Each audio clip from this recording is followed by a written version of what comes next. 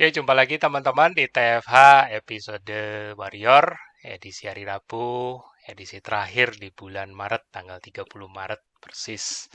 Ya, tidak berlama-lama, kali ini narasumber kita masih di seputaran Jabodetabek, tepatnya di Tangerang Selatan. Saya mau sapa dengan Mbak Di Hashim.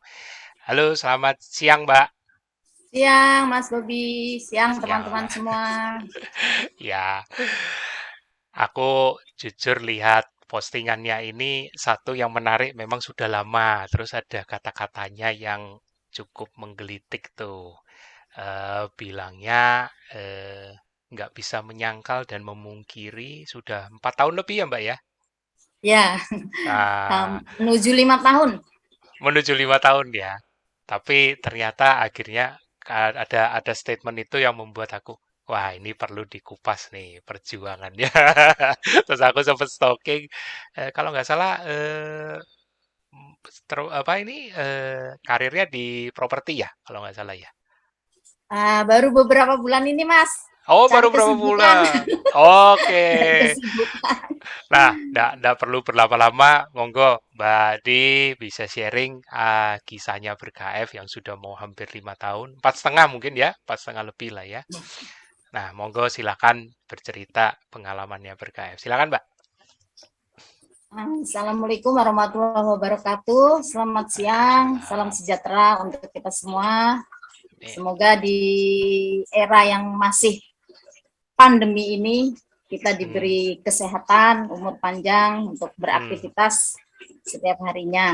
yap. Uh, ini saya sebenarnya waktu Mas Bobi nawarin agak ketar-ketir. Saya orang yang Kenapa? paling tidak terlalu mengikuti perkembangan grup KF. Jadi mungkin pengetahuan saya juga uh, jadi nggak bertambah gitu. Hanya saja Hmm, pokoknya saya meyakini bahwa saya sudah berkali-kali membaca protokol dan berusaha untuk menjalankan itu. Ya kadang ada nyimpang dikit tapi pokoknya nggak jauh-jauh dari protokol yang sudah ada. hmm, hmm, hmm, hmm, Jadi awal ikut KF itu sekitar tahun 2017. Saya hmm, masih ingat banget hari Senin tanggal 27 Juli hmm, 2017 itu hmm, maju mundur setelah 6 bulan. Nah, oke. saya tahu KFL itu dari Mbak Irma, Mbak Ima yang sekarang menetap Oh, Mbak di Ima. Brussel Iya, iya, iya. untuk ambil PhD-nya. Oke. Jadi sekali waktu saya pernah ketemu dia, suaminya di rumah sakit gitu. Eh, Mhm. Kenapa, ada apa gitu? Ima lagi di UGD Mbak. Apa Hmm, GERD-nya, migrennya kumat gitu. oke. Itu jauh-jauh hari sebelum dia KF sih kayaknya. Jauh-jauh Mhm, bulan sebelum dia KF. Nah, mhm. beberapa bulan kemudian saya udah lihat perubahan. Kok Ima lebih langsing gitu ya. Terus Mmm, Ima rahasianya apa gitu. Terus dia cerita, ini loh Mbak aku gini-gini soalnya aku punya sakit yang waktu Mbak dia kan lihat tuh aku di UGD gitu. mhm, Alhamdulillah, terus dia cerita tentang itu. Oh ya gitu. Nah kebetulan saya memang punya penyakit, wah yang pokoknya rutin lah, hampir setiap bulan atau mungkin 2 bulan itu kayaknya harus langganan. datang mengunjungi gitu. Dan saya sudah pastikan pasti tepar 5 hari itu udah nggak bisa ngapa-ngapain. Astaga, emang sakit apa sih, Mbak? Kepala Mas, nggak tahu nggak, kayaknya kepala itu, pundak sama itu ya, kemungkinan sih Oh, kolesterol dan darah tinggi. Jadi waktu saya mondok di sekolah, heeh, SMP dan SMA kan saya mondok di Jawa Tengah, mhm, di Magelang. mhm, Itu memang rutin tiap bulan saya pasti eh, opnam di RSU Muntilan atau Rumah Sakit Tidar Magelang. mhm, Sampai mhm. dokter dan suster tuh udah hafal, dia lagi gitu. Dan selalu dalam keadaan dibawa kakak-kakak kelas itu dalam kondisi yang kejang-kejang gitu. Dan itu katanya lambung saya mahnya udah akut gitu. Mungkin itu yang GERD itu yang disebut GERD. Oke. Nah, terus seiring berjalan waktu, ibu saya rajin memberi saya ramuan apa yang jelas mulai SMA kelas 2 itu saya sudah lepas dari itu. Pokoknya mau makan sambal kayak apa juga ayo gitu, mau telat makan juga ayo gitu. Tapi waktu kelas 3 SMA tiba-tiba pinggang saya sakit. Sampai pas lebaran banget saya ingat. Dokter, klinik semua tutup, tapi pinggang saya benar-benar yang luar biasa, kayaknya bolong dari belakang ke depan itu. Iya. Terus besoknya dibawa ke rumah sakit, ternyata katanya ada sedikit masalah di ginjal, sampai dokter bilang masih kecil udah bermasalah nih ginjalnya gitu, kamu kurang minum ya. Mungkin iya gitu. Tapi setelah itu saya merasa rutin yang sakit kepala datang itu ketika umur 39. Terus saya periksa ke dokter, ternyata kolesterol tinggi. Sampai dokter bilang, ibu masih muda kok sudah kolesterol gitu. Cuman dokter sih bilang, ya salah satunya mungkin memang gen gitu, keturunan gitu ya. Ibu saya memang mewariskan berbagai macam penyakit tuh ke anak-anaknya semua, termasuk saya, alhamdulillah. Berarti saya memang anak ibu saya. Aduh. Tapi lama-lama ya itu menyiksa gitu, karena tiap bulan atau kayaknya paling lambat 2 bulan sekali itu penyakit itu pasti datang. Dan setiap kali dokter bilang ya ini kolesterol, ini darah tinggi. Itu kalau udah datang, aduh rasanya pundak saya pengen saya iris gitu ya. Kayaknya enak banget gitu, pokoknya nggak bisa ngapa-ngapain. Sampai kemudian ya itu ketemu IMA itu. Terus maju mundur saya 6 bulan nggak itu, akhirnya tiba-tiba Minggu malam itu saya bilang besok saya KF. Waduh. Ya. Dan sampai akhirnya agak nyesel juga kok seharian tadi saya nggak makan macam-macam ya gitu. Alhamdulillah saya mulai jam 8 sudah nggak makan tuh malam Senin, terus Senin pagi itu saya mulai KF. Seminggu kemudian mulai datang healing krisis itu ya. Kata teman-teman detox, ya bolehlah gitu, nggak apa-apa. Dan karena mungkin saya sudah yakin gitu ya, keyakinan saya bahwa saya mau berikhtiar sehat dengan KF. Saya biasanya nggak kuat sakit, pokoknya saya minum obat apa aja yang bikin saya nggak merasakan sakit kepala, nggak merasakan pundak saya itu. Tapi seminggu itu pokoknya saya kuat-kuatin, saya nggak minum obat, pokoknya ini adalah bagian dari penyembuhan, ikhtiar saya gitu, dan saya yakin sepertinya KF akan membuat perubahan pada kesehatan diri saya. Jadi saya benar-benar bertahan tidak minum obat. Dan alhamdulillah HC pertama saya berhasil melewati. Sakit yang sampai pokoknya nungging itu pokoknya saya berhasil melewati tanpa obat ya. Dengan petunjuk teman-teman, itu minum ini, minum itu, gitu, bikin larutan ini, larutan itu, semua saya lakukan. Kemudian memasuki hampir 1 bulan, itu yang lain. Saya batuk, mungkin ada sebulan itu nggak sembuh-sembuh. Sebelum KF, memang saya ngerasa saya itu selalu banyak lendir. Jadi 2 bulan sekali itu saya merasakan enek luar biasa yang membuat saya pasti muntah, dan muntah itu seperti mengeluarkan selonjor lendir gitu. Waduh. Iya, itu pokoknya setiap ada periodenya lah saya merasakan itu. Nah, waktu HC itu sebulan penuh itu keluar lendir yang maaf ya gitu, yang udah warnanya udah macam-macam. Serem, pelangi. Iya, itu dari mulut maupun dari hidung. Alhamdulillah ya setelah itu saya ngerasa lega. Kemudian sembelit. Nah, itu juga. Pokoknya waktu Hmm. pertama-tama berapa bulan itu saya nggak berani bilang suami saya. Mau Oh, sembelit, mau apa, pokoknya saya merasa enggak enak kok gitu. KF enak dipendem, kok, nggak ada dipendem, masalah gitu. dipendem.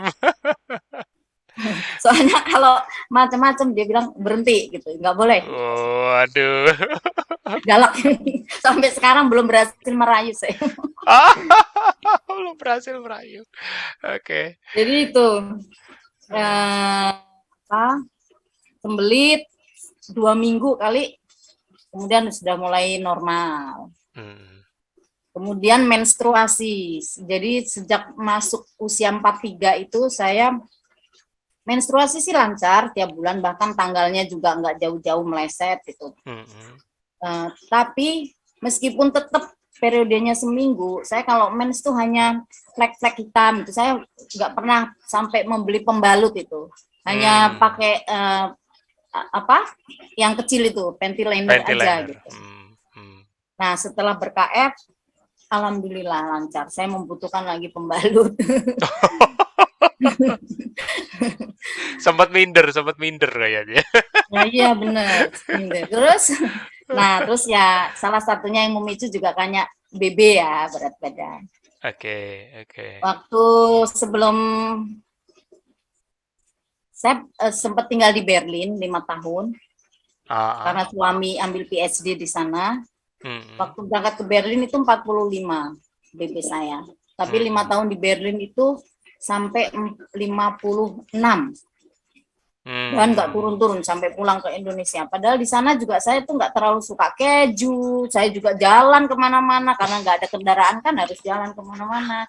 Iya, Coklat iya. juga nggak terlalu suka, tapi nggak tahu kok nambah sampai bulat pokoknya gitu. Nah, salah satunya itu juga yang memicu kenapa saya ini Hmm. akhirnya setelah 5 bulan itu saya turun jadi 45 lagi, tapi kata suami Ah. saya agak, semua orang bilang ih jelek banget, kurus jelek gitu.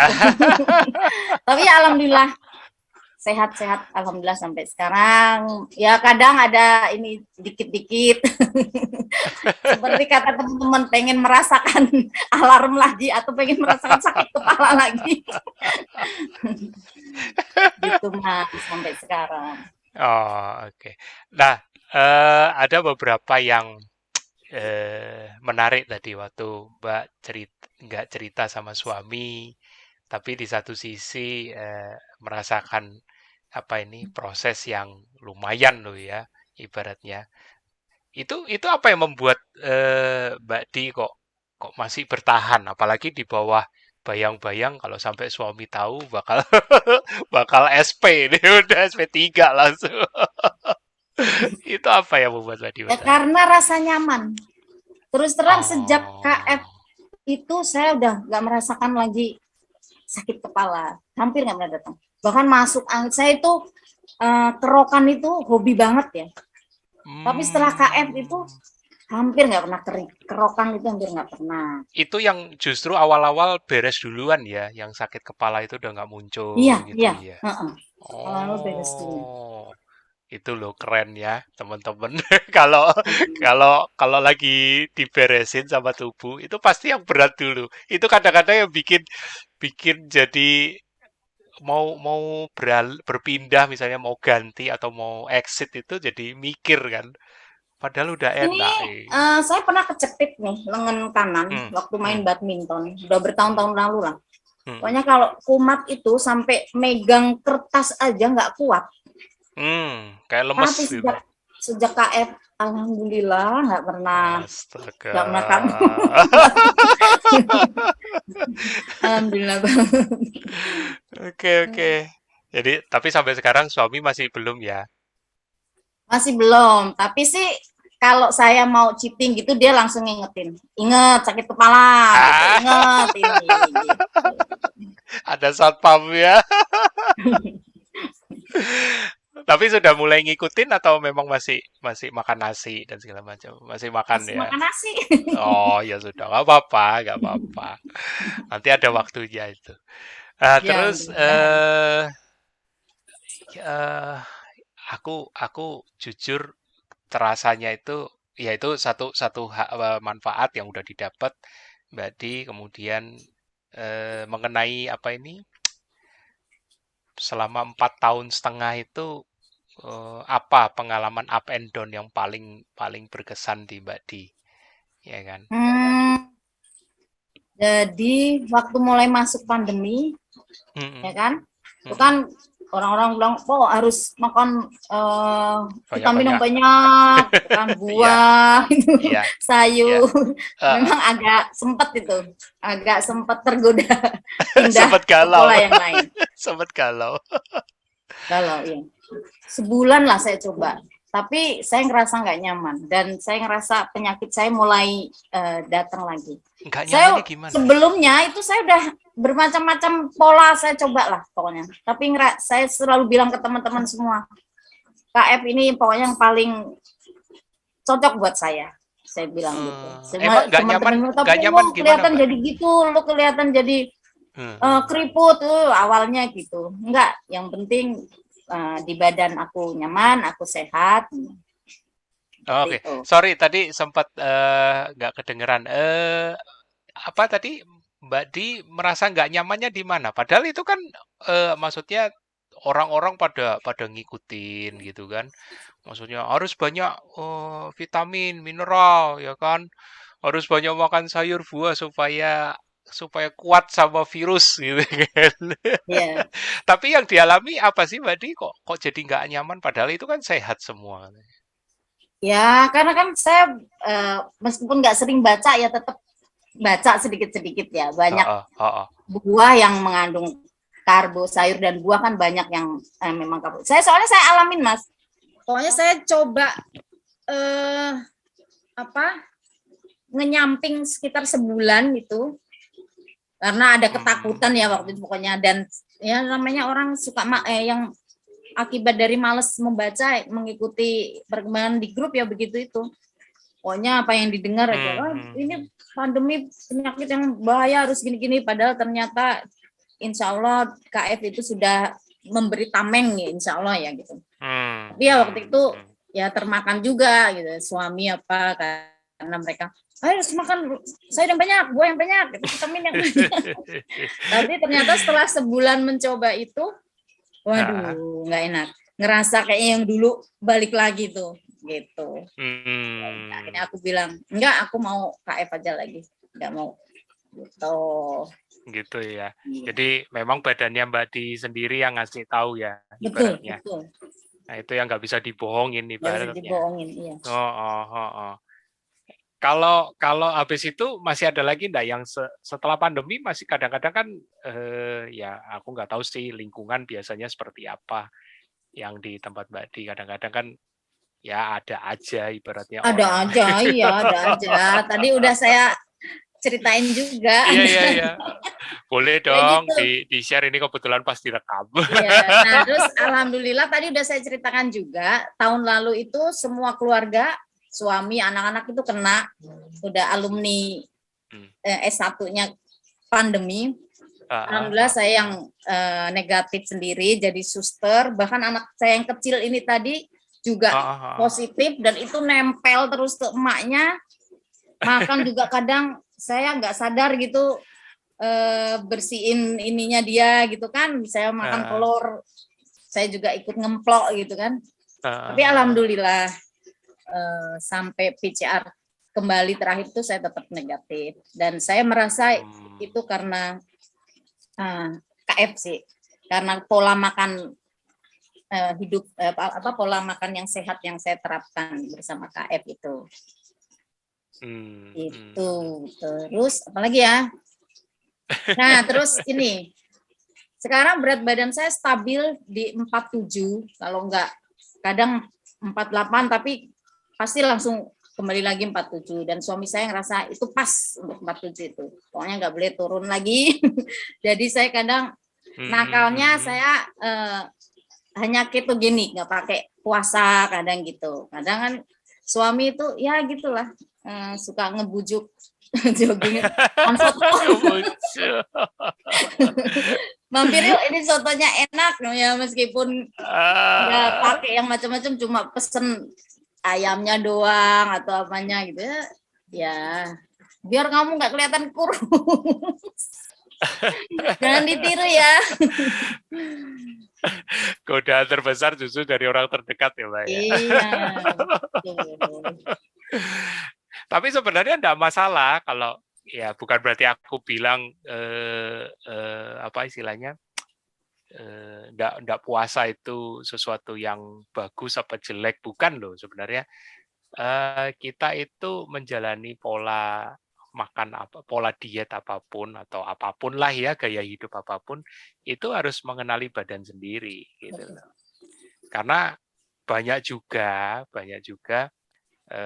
teman-teman yang mungkin terinspirasi dengan ada yang posting, oh saya bisa tuh puasa sampai jam 4 sore misalnya, atau puasa sampai jam 2 siang, ya kan? Terus jadi terinspirasi, kemudian melakukan hal yang sama. Nah, tapi pada saat melakukan hal yang sama itu ternyata badannya nggak mampu, ya kan? Ya. Nah, pada saat badan nggak mampu itu, nah di situ merasakan perbedaan. Perbedaannya kok jadi tambah lemes, kok jadi sering laparan. Nah, itu yang perlu dipahami bahwa tiap orang responnya berbeda. Gitu. Kalau saya puasa, alhamdulillah kuat. Malah kadang saya lebih sering puasa sampai ya 20 jam gitu ya.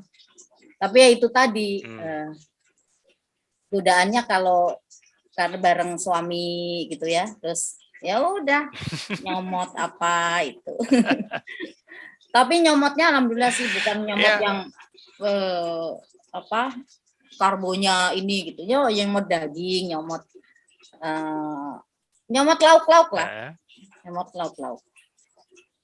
Beberapa teman sih memang, wah kamu luar biasa. Tiap pagi saya bikinin mereka jus dan saya alhamdulillah tidak tergoda untuk ikut minum jusnya. Itu kata suaminya luar biasa. Oh, paham. Nah, makanya kan bentuk aku bilang ini bentuk apa kayak semacam kontrol diri ya. Istilahnya mungkin yang tepat begitu. Jadi bukan karena semata-mata belajar. Oh, ini protokolnya bilang begini atau ini kata Mas Tio begini gitu kan. Tapi justru karena paham bahwa inilah yang batasan seperti ini yang cocok di aku. Gitu loh. Dan bersyukurnya aku karena Mbak Di juga punya pengalaman sudah mencoba full karbo misalnya kayak gitu ya. Pada saat awal pandemi tapi ternyata malah tambah enggak cocok ke badannya. Nah, di situ. Itu. Jadi bisa menentukan zonanya Mbak Di itu ada di mana. Dan teman-teman yang lain yang melihat, menyimak nanti rekaman ini, itu harus punya goal yang sama. Bukan dalam arti memenuhi kapan ya aku bisa makan karbo kayak zaman dulu. Bukan itu sebenarnya. Mbak Di udah buktiin kok. Dengan banyak makan sayur dan buah, Iya, betul. malah tambah sakit. Kan malah tambah tidak enak badannya. Gitu. Benar. Tapi begitu tahu batasnya, ya kan, ya paling yang lebih sering mungkin tidak puasa aja, ya kan, karena kan godaannya orang terdekat nih, digodain mulu, diajakin kulineran mulu, ya sudah, tak ikutin daripada berantem. Yang penting bisa makan lauknya. Gitu.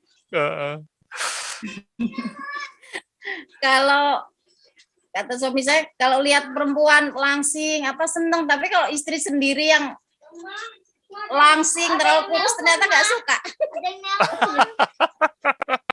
Sebentar ya Mas. Halo Mbak. Halo. Wah, ini anaknya nih keren.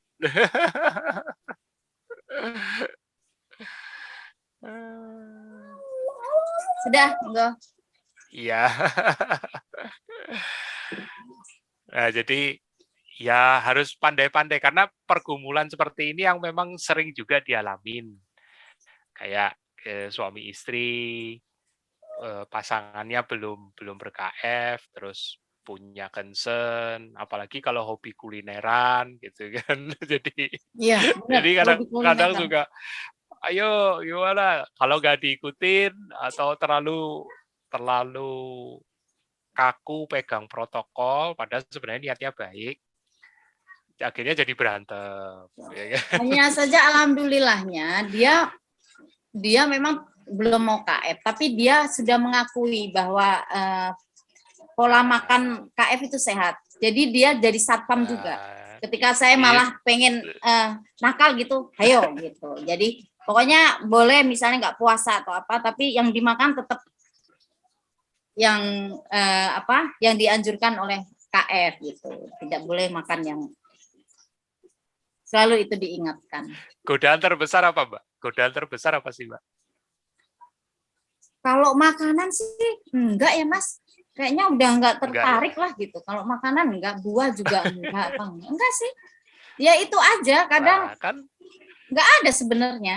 Nasi apalagi itu udah enggak gitu.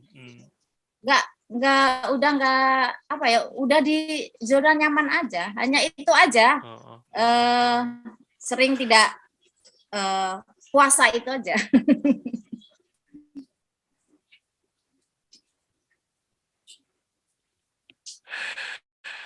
Iya, ya di situ makanya. Jadi, tapi yang Mbak ingat waktu suami ngasih tahu ke maksudnya pas jadi satpam itu loh.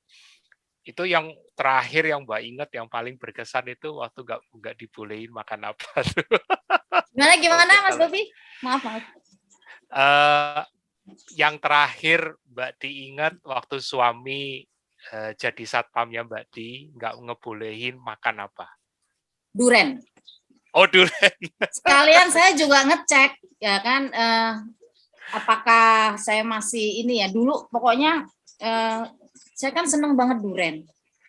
Tapi begitu setelah kena kolesterol saya ini, itu makan sedikit aja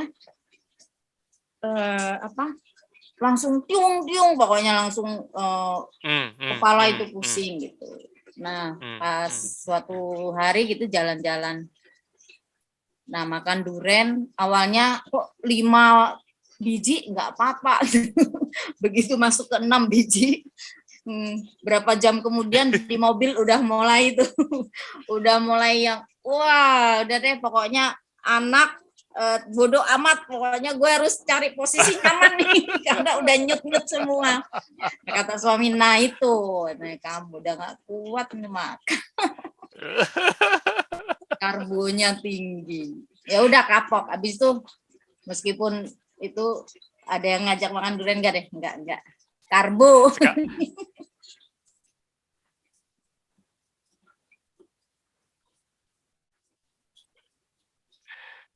Sekarang juga nggak tergoda ya, walaupun kalau diseliwerin. Nggak tergoda.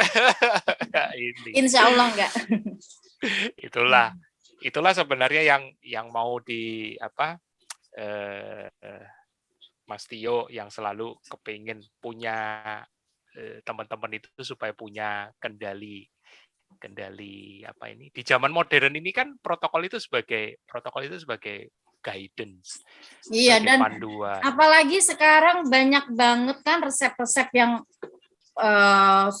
kalau diolah itu sudah mendekati aslinya gitu. Saya suka nyoba-nyoba semua yang dari resep itu. Jadi ya buat apa gitu kan, cari yang bermasalah kalau bisa bikin yang enak tapi nggak bikin sengsara gitu. Betul. Nah, memang tujuannya banyak produk Etova itu ya untuk membantu menyalurkan ke situ supaya ya di zaman modern ini gempuran makanan itu makin intens. Ya, jadi keren-keren vendor-vendor kita itu bisa bikin bener yang tuh. makin mirip, ya kan. Jadi kita Dan tidak mereka nggak merasa nggak pelit terasing. sharing resep, itu yang paling penting. Ada sharing yang paling penting. Kalau hemat Oke. kan bikin sendiri, Mas. Kalau beli mungkin ya sesekali bolehlah gitu. Kalau beli pengen beli ya lumayan juga terasa. Makanya alhamdulillah ada grup kumpulan resep itu, senior-senior itu yang memang pada pinter memasak, membuat kue, terus kemudian nge-share resepnya dengan sukarela, dengan ikhlas, itu wah alhamdulillah banget, patut disyukuri dan berterima kasih banyak. Keren. Ini ya terlepas dari kendala teknis yang sedang dihadapi, tidak apa-apa ya, tapi satu hal yang bisa didapat dari sharingnya Mbak Di adalah perjalanan panjang ber-KF itu tiap orang memang tidak sama, dan di Mbak Di ada ngalamin naik turun, ya kan. Tapi satu hal yang tidak bisa dipungkiri bahwa Mbak Di itu merasa dari semua yang sudah pernah dicoba, KF paling cocok. Cocoknya apa? Bukan dari segi makanannya, tapi ya menjalani selama 4,5 tahun itu, kalau ditimbang-timbang masih lebih banyak manfaatnya. Betul. Iya. Nah, itu yang nggak bisa dipungkiri. Jadi itu juga yang membuat Mbak Di bertahan sampai sekarang. Ya kan. Ya memang kalau dibandingkan ideal enggaknya, maksudnya ideal itu enggak pernah melanggar protokol, itu bukan ukuran sukses kalau aku bilang. Ukuran sukses itu justru bukan enggak pernah gagal. Tapi ukuran sukses itu ketika bisa mengambil respon yang tepat saat gagal. Nah, itu loh. Betul, itu Mas. yang terpenting. Jadi dari pengalaman itu kita belajar ya. Oh, ternyata saya makin mengenali tubuh saya. Oh, ternyata memang tubuh saya nggak bisa kalau saya mengkonsumsi ini. Oh, ternyata tubuh saya nggak bisa. Itu akhirnya saya benar-benar makin kenal apa sih yang tubuh saya butuhkan gitu. Itu, Mbak, itu poinnya. Jadi makanya kita kalau maaf kata kalau masih ada yang sudah lama ber-KF tapi masih muternya di makanan, kadang-kadang cuman ngelus dada aja sebenarnya. Aduh. Jadi aku kadang-kadang melihat sama Mas Tio itu, aduh kok masih mikirnya makanan sih gitu. Harus 4 pilar yang lain itu masih gede gitu, masih besar. Tapi dari makanan aja udah stres duluan nih. Nah, iya benar. Betul. Malah saya kan sering kalau ke kantor gitu bawa nasi goreng shirataki atau saya bikin apa. Ternyata sebenarnya teman-teman lain itu yang memang mereka ini ya tahu pola makan sehat tapi mungkin belum tertarik untuk itu, mereka juga seneng gitu. Wah, tiap hari dong Mbak Dia bawa makanan yang sehat kayak gini gitu. Artinya mereka juga mengakui gitu loh bahwa makanan yang saya konsumsi itu untuk itu pola makan yang sehat gitu. Kalau sampai masih ada yang bilang Mbak di diet, wah terlalu gitu. Wong dari segi makanan enak kok. Enak, semua enak. Kan diet itu identik makanannya nggak enak, menderita. Makanya butuh cheating. Ini makanannya enak semua ya. Kalau di KF makanan sudah enak tapi masih cheating, wah terlalu gitu. Iya, yang harus dihindari orang diet justru kita makan. Itu. Nah, ini berarti kurang lebih di keluarga baru Mbak Di doang ya yang masih ber-KF ya. Ada keponakan ada juga yang ikut di kota lain. Ya karena terinspirasi bulenya gitu, ngelihat bulenya makin sehat gitu kan. ikut gitu. Ada. Keren. keren. Keren. Ah, kayaknya sih sudah hampir semua ya kan. Tapi yang jadi berkesan yaitu tadi, maksudnya mengenali badan, kemudian tahu responnya bagaimana ketika apalagi sama suami ya. Ini barusan kapan hari aku juga ada merekam satu orang narsum juga, ya, rekaman offline ya. Jadi beliau juga punya kisah yang mirip dengan Mbak Di, jadi nggak berani ngomong, ya kan. Terus suaminya mulai curiga, kok aku perhatiin kamu udah nggak makan nasi, kenapa nih? Udah mulai curiga. Begitu tahu muaranya luar biasa. Tapi ya itu prosesnya di awal. Tapi setelah suaminya melihat, walaupun ya sedikit kurang setuju, tapi akhirnya mengakui, di akhir ceritanya mengakui bahwa oh iya lebih sehat, ya kan. Terus hubungan suami istri juga jauh lebih harmonis, ya kan, diakui, ya kan. Walaupun dari sisi istrinya nih merasa, aduh Mas, kalau pas lagi masa-masa penolakan itu kayak neraka katanya. Rumah itu panas, berantemnya karena semata-mata karena suaminya ini kan sayang, ya kan. Jadi jangan sampai terjadi apa-apa sama kamu, bilangnya gitu. Iya. Kalau Jadi, suami saya sih, ya dia akhirnya membaca-baca. Ya memang bagus. Bahkan dia kalau misalnya lagi kumpul sama teman-teman gitu, kemudian saya pun dia emang KF gitu, dia udah bertahun-tahun KF gitu, dan dia sih karena mengakui ya, cuma dia belum bisa meninggalkan nasi. Iya, nggak apa-apa.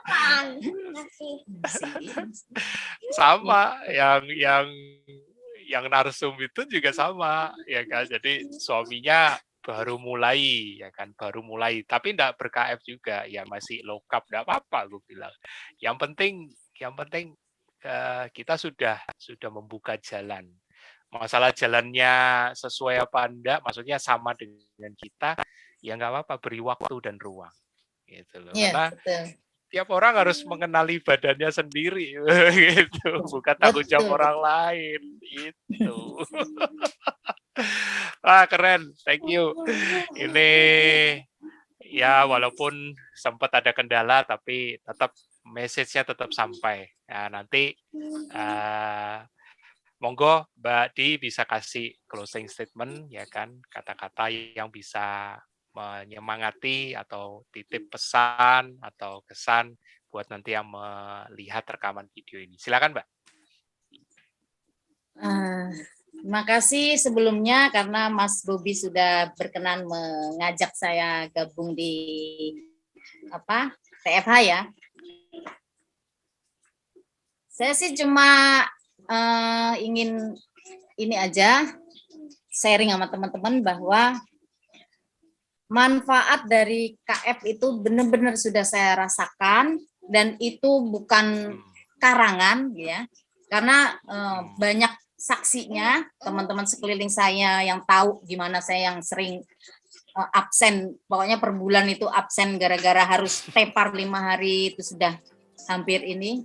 Jadi kalau memang mau mengikuti KF ya harus tekadnya dikuatkan, dan motivasi untuk sehat itu juga harus benar-benar dikuatkan juga gitu. Kemudian nggak usah risau atau khawatir dengan healing crisis gitu, karena itu kan bagian dari detox, dan kalau kita yakin bahwa apa yang kita lakukan itu benar, insya Allah kita akan bisa melaluinya gitu. Karena beberapa teman memang itu, katanya begini, katanya begitu, nanti ngalamin ini itu gitu. Saya bilang enggak, itu pasti insya Allah bisa diatasi gitu. Itu aja sih, ya pokoknya harus tekadnya harus kuat. Itu putih, bukan Sip. hitam. Mantap. Aduh, dedenya ikut nge-zoom. Keren. Mohon maaf ya, nggak banyak pengalamannya dan mungkin udah umum buat teman-teman gitu. Tapi saya senang banget bisa sharing. Dan di grup KF ini luar biasa kenal dengan orang-orang yang jadi sumber inspirasi buat saya. Santai, Badi. Untuk hidup sehat. Santai, Badi. Ya, bukan ukuran pengalaman yang wah yang bisa jadi tolok ukur. Kadang-kadang hal yang sederhana tapi praktis gitu ya, yang bisa diterapin itu justru bisa sangat membantu. Ya kan? Kayak Badi hari ini akan contoh, aku sebelumnya pernah juga ada narsum yang masih suka bergumul, bukan suka bergumul, masih bergumul dengan cheatingnya, ya kan? Ya enggak apa-apa, ya kan? Enggak masalah, karena beliau pun juga bilang jangan ditiru ya, saya juga masih bergumul, tapi saya akuin memang kalau saya udah kena begitu memang sakit, ya kan? Ya kita nggak bisa bilang itu salah, nggak bisa bilang ya. Tiap orang pergumulannya pribadi sifatnya, ya. Tapi satu hal harusnya kalau sudah merasakan manfaatnya, tahu apa yang harus dilakukan. Itu yang terpenting kok. Gitu. Jadi bukan ajang untuk menghakimi atau gimana, jangan. Komunitas itu harus saling mendukung. Ya, Kalau saling mengaudit, saling menghakimi, waduh, stres itu di dalamnya. Oke. Terima kasih Mbak Di ya untuk sharingnya. Thank you Dede, ikut ngobrol.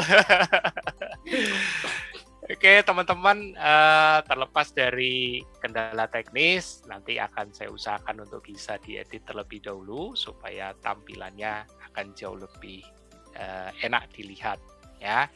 Akhir kata, sampai jumpa di TFH hari Sabtu ini. Kalau memang ada, tunggu aja pengumuman dari Mas Tio.